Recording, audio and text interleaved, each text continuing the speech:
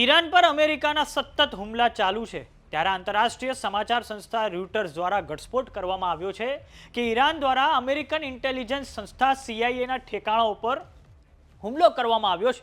આશંકા છે કે રશિયાએ ઈરાનને આ સમગ્ર મામલે મદદ કરેલી છે। તો બીજી તરફ યમનના હુથી બળવાખોરોએ રાતા સમુદ્રમાં સાઉદી અરેબિયાના ઓઇલ ટેન્કરો પર હુમલો કરી દીધો છે અને આ કારણે વિશ્વના બીજા નંબરના સૌથી મહત્વના ચોક પોઈન્ટ બાબ અલ મંદેબ પર સંકટના વાદળો ઘેરાયા છે। તો આવો જાણીએ સમાચાર વિસ્તારથી। નમસ્કાર, જમાવટ સાથે હું છું પાર્થ।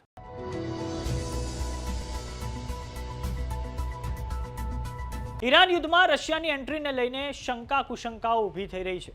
આંતરરાષ્ટ્રીય સમાચાર સંસ્થા રોયટર્સ અનુસાર અમેરિકન ઇન્ટેલિજન્સ સાથે જોડાયેલા લોકોએ ઘટસ્ફોટ કર્યો છે કે ઈરાન દ્વારા ખાડી દેશોમાં આવેલા અમેરિકન ઇન્ટેલિજન્સ સંસ્થા સીઆઈએના ઠેકાણા પર હુમલા કરવામાં આવ્યા છે। જોકે અમેરિકન ઇન્ટેલિજન્સ સંસ્થા સીઆઈએ કોઈ નિષ્કર્ષ પર નથી પહોંચી શકી કે આ હુમલામાં ખરેખર રશિયાનો હાથ હતો કે કેમ, પરંતુ ઇન્ટેલિજન્સ સાથે જોડાયેલા અધિકારીઓએ એ વાત પર ભાર મૂક્યો છે કે ઈરાનનો હુમલો સટીક અને જોરદાર હતો, સાથે જ રશિયા ઈરાનને ટેકનિકલ ઇન્ટેલિજન્સ પણ આપી રહ્યું છે। આંતરરાષ્ટ્રીય સમાચાર સંસ્થા રોયટર્સ અનુસાર માર્ચ 2026માં ઈરાન દ્વારા સીઆઈએના 2 ઠેકાણાઓ પર હુમલો કરવામાં આવ્યો હતો, જેમાં સીઆઈએની એક ઓફિસ સાઉદી અરેબિયાના રિયાધમાં આવેલી છે, રિયાધમાં જે અમેરિકન દૂતાવાસ આવેલું છે ત્યાં છે, જ્યારે બીજી ઓફિસ પૂર્વીય ઈરાકમાં આવેલી છે। ઈરાન દ્વારા બંને ઠેકાણાઓ પર ભીષણ હુમલા કરવામાં આવ્યા છે। સાઉદી અરેબિયાના રિયાધમાં ઈરાને તો શાહિદ 136 ડ્રોન વડે હુમલો કર્યો હતો। તો હવે અમેરિકા એ વાતની તપાસ કરી રહ્યું છે કે શું ઈરાન રશિયાના ઇન્ટેલિજન્સ ડેટા પર નિર્ભર છે કે કેમ। તો તાજેતરમાં દર્શક મિત્રો, ઈરાન દ્વારા જોર્ડનમાં આવેલા મુઆફક અલ સાલ્ટી એરબેઝ પર ભીષણ હુમલો કરવામાં આવ્યો હતો। તેમાં પણ ઘણા બધા અમેરિકન સૈનિકોએ જીવ ગુમાવ્યા હતા। ત્યારે પણ એવા સમાચાર સામે આવ્યા હતા કે રશિયા દ્વારા ઈરાનને ઇન્ટેલિજન્સમાં મદદ કરવામાં આવી હતી। વાત કરીએ અમેરિકાની, તો અમેરિકાના ઈરાન પર સતત હુમલાઓ ચાલુ છે। સેન્ટ્રલ કમાન્ડે સિરિક, અવાજ, બુશેહર પર ભીષણ હુમલા કર્યા છે।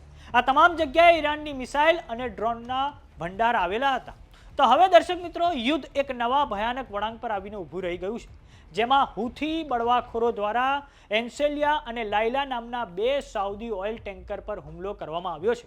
હુથી બળવાખોરોએ દાવો કર્યો છે કે આ બંને ઓઇલ ટેન્કરોએ સાઉદી અરેબિયા પર જે તેમના દ્વારા નાકાબંધી એટલે કે બ્લોકેડ લાગુ કરવામાં આવ્યું છે તેનું ઉલ્લંઘન કર્યું છે। હવે દર્શક મિત્રો, આપણે નકશાની મદદથી સમજીએ તો આ પશ્ચિમ એશિયાનો મેપ છે। પશ્ચિમ એશિયામાં અરેબિયન પેનિન્સુલા અને આફ્રિકાના ખંડ વચ્ચે એક મહત્વનું ચોક પોઈન્ટ આવેલું છે, જેનું નામ છે બાબ અલ મંદેબ। બાબ અલ મંદેબ ગલ્ફ ઓફ એડનને જોડે છે અને રેડ સીને જોડે છે।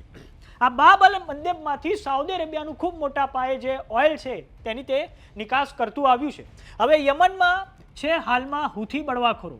હુથી બળવાખોરો છેલ્લા 15 વર્ષથી સાઉદી અરેબિયા સાથે સીધી ફાઇટમાં છે અને તેમને ઈરાન દ્વારા લોજિસ્ટિક, હથિયારો અને ફાઇનાન્શિયલ તમામ સપોર્ટ કરવામાં આવે છે।